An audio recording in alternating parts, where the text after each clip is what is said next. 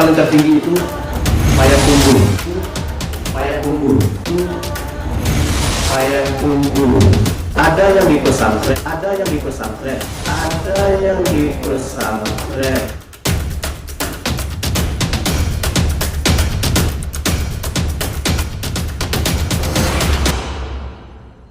Kalau Sumatera Barat yang paling tertinggi itu Payakumbuh.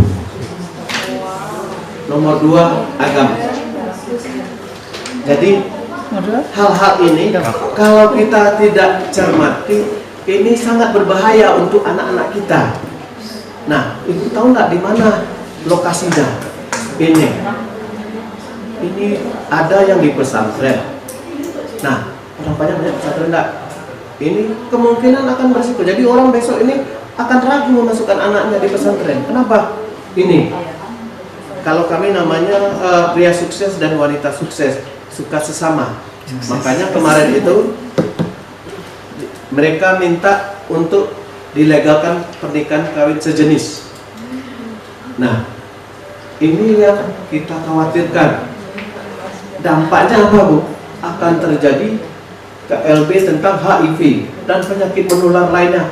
Pasti dia akan rumah sakit. Orang rumah sakit, kalau dia ada ditanggung BPJS masih enak, kalau tidak, nah rumah sakit akan merugi. Ini perlu yang kita sampaikan. Nah, ini kalau kita lihat, ini yang sudah melapor saja baru ini yang banyak. Nah, di Jamil itu ada 23 orang. Nah, nggak tahu, kita susah mendeteksinya. Nah, ada lagi yang sekarang itu yang untuk Sumatera Barat yang lebih parahnya itu, dia punya istri, punya anak, tetapi dia di luar suka dengan teman sejenisnya. Itu susah untuk mendeteksinya. Nah, ini informasi-informasi inilah yang perlu kita sampaikan, paling tidak untuk keluarga kita. Nah, ini juga. Dan baru-baru ini juga di Jakarta itu ada satu kamar 2 orang, 2 pasang. Mereka punya surat nikah dua-duanya, ditangkap.